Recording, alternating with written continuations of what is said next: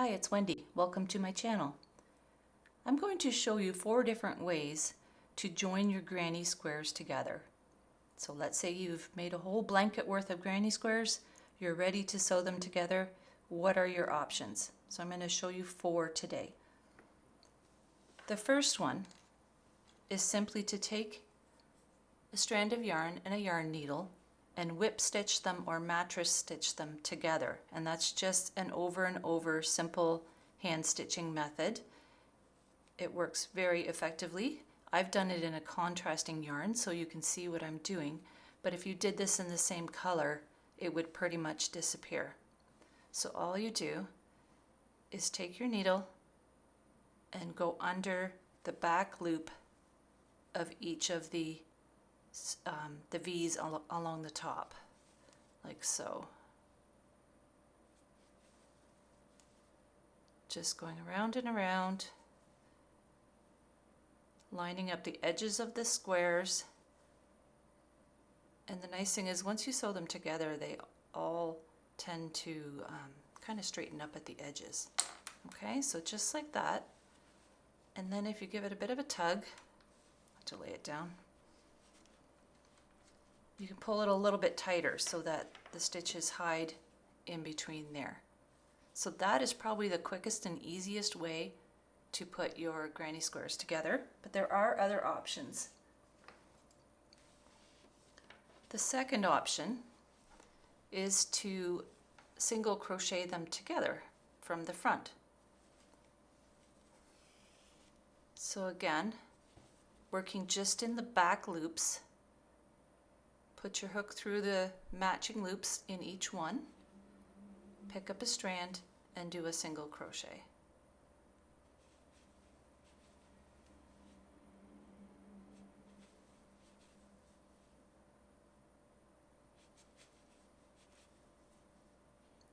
And you could do a whole string of them together this way, just going across the whole blanket and then come back and fill in the others.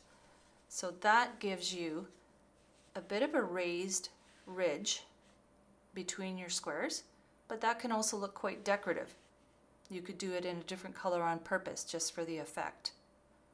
And that one's pretty quick as well, because you're just crocheting, which you've been doing a lot already if you've made this many squares. Alternately, you could single crochet them together on the back side. So again, just working in those back loops, pick up one of each and do a single crochet.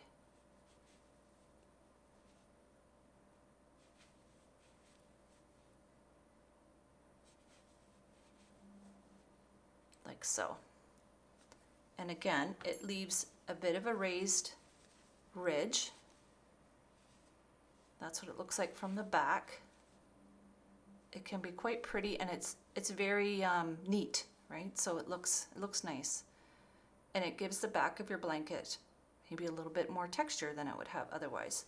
From the front, it looks similar to sewing it together, except you get a double strand of yarn between each one.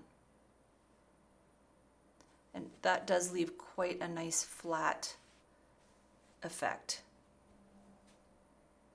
So I do like that one too. The last option that I'm going to show you today is to slip stitch them together. And that's what I've done here. It sits a little flatter to the stitches than single crocheting them together, but it is slower and a little more fiddly. So to do this one, what you need to do is pick up a strand, the back one again, from each of the granny squares, going from the front each time. So pick up the right hand one, then pick up the left hand one, then grab your yarn, pull it through both of those and through the strand on your needle. So through the same one on the right, going in the same order each time, through the front to back on the left hand one at the back loop, grab your yarn, go through both of those and your strand. One more time. Pick up the right hand one, front to back, pick up the left hand one, front to back, grab your yarn and go through all 3. So that gives you a slip stitched join, which again you could do with a different color or something to make it decorative. If you have a multicolored square, doing these in a solid color and then doing the border in the same solid color can look really effective. So this one is a nice one too. It lays quite flat. It just is going to take a little more time because it's fiddlier to make.